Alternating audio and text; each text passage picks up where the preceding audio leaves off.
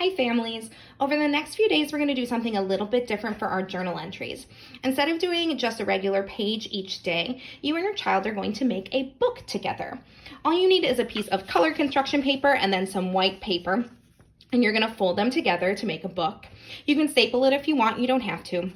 I called my book My Exercise Book. You might have a better title, that's fine. And then I wrote the name of the author by Miss Walsh. Your child can help you write these words too, or you can write them and they can copy them to practice making letters.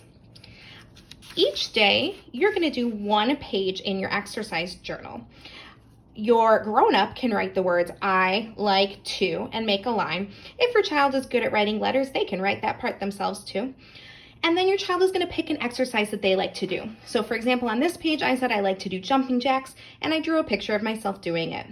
You can ask your child questions while they're drawing to help them draw what they see and make their pictures look realistic and detailed. So you can ask them things like, well, what color is your hair? What color crayon should we use? What shape is your head?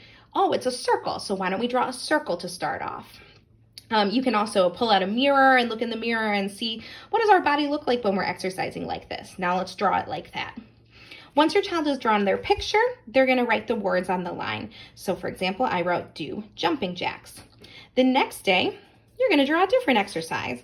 And I think I have some different prompts for you. So some days you can draw regular exercises. One day you might draw an exercise you do with a friend. We'll switch it up a bit. So on this day, I wrote, I like to lift weights, and I drew my picture. Now, this is how I write lift weights, but I am a grown-up. So your kids aren't going to write lift weights like that. On this side, I'm showing you some different ways that preschoolers write. So their writing might look like squiggly lines. It might look like this, like mock letters or letter forms. They might write strings of letters. They might write the beginning and ending sounds that they hear. You can also help your child break down words like saying lift weights. Let's see, what do we hear at the beginning? L, L. What do you hear next? Lift, F. Their writing is not going to be spelled correctly, and that's totally fine. You want to encourage them to write however they hear the word, even if it's not anywhere near the correct spelling. That helps build their confidence so that they can become writers as they learn more and more about letters and their sounds.